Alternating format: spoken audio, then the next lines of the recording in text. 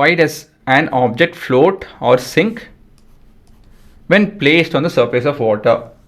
ಒಂದು ವಸ್ತು ಏನಕ್ಕೆ ಮುಳುಗುತ್ತೆ, ಏನಕ್ಕೆ ತೇಲುತ್ತೆ ಅಂತ ಹೇಳಿ ಪ್ರಶ್ನೆ ಅಲ್ವಾ. ಫ್ಲೋಟ್ ಅಂತ ಹೇಳಿದ್ರೆ ತೇಲೋದು, ಸಿಂಕ್ ಅಂತ ಹೇಳಿದ್ರೆ ಮುಳುಗೋದು.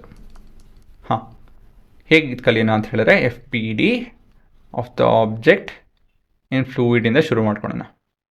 ಸರಿನಾ ಹುಡುಗರ? ಮೊದಲೇದಾಗಿ ಆಬ್ಜೆಕ್ಟ್ ಬರಿತಾ ಇದ್ದೀನಿ. ಅದಾದಮೇಲೆ ಏನೇನು ಫೋರ್ಸ್ ಆ್ಯಕ್ಟ್ ಮಾಡುತ್ತೆ? ಒಂದು ಗ್ರಾವಿಟೇಷನ್ ಪುಲ್ ಇದ್ದೇ ಇರುತ್ತೆ. ಅದು ಬಿಟ್ಟರೆ ಇನ್ನೊಂದು ಪಾಯಿಂಟ್ ಫೋರ್ಸ್ ಇರುತ್ತೆ ಅಲ್ವಾ. That is your F P. So as a hole ನಿಮ್ಮ ನೆಟ್ ಫೋರ್ಸ್ ಏನಾಗುತ್ತೆ? Net force is M G minus F B. ಇಲ್ಲಿ ನಾವು ಡೌನ್ನೆಸ್ ಪಾಸಿಟಿವ್ ಡೈರೆಕ್ಷನ್ ಅಂತ ಹೇಳಿ ತಗೊತಾ ಇದ್ದೀವಿ. ಸರಿನಾ? ಇವಾಗ ಯಾವಾಗ ಇಲ್ಲಿ ತೇಲುತ್ತೆ ಅಂತ ಹೇಳಿ ವಿಷಯ. If M G is more than F P ಅಂತ ಹೇಳಿದ್ರೆ, ತೂಕ ಈ ಬಾಯಿಂಟ್ ಫೋರ್ಸಿಂದ ಹೆಚ್ಚಿತ್ತು ಅಂತ ಹೇಳಿದ್ರೆ ಏನಾಗುತ್ತೆ? This will lead to sink. ಮತ್ತೊಂದು, if M G is equal to F B, ಇಲ್ಲೇನಾಗುತ್ತೆ? It will float.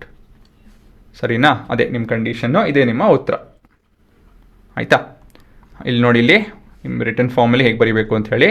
Condition of floating is if the object is able to displace fluid which is equal to its weight, then the object will float. If it's not able to displace to its equal to its weight, the object will sink. ಅಷ್ಟೇ ಸಾಕು. ಆಯಿತಾ?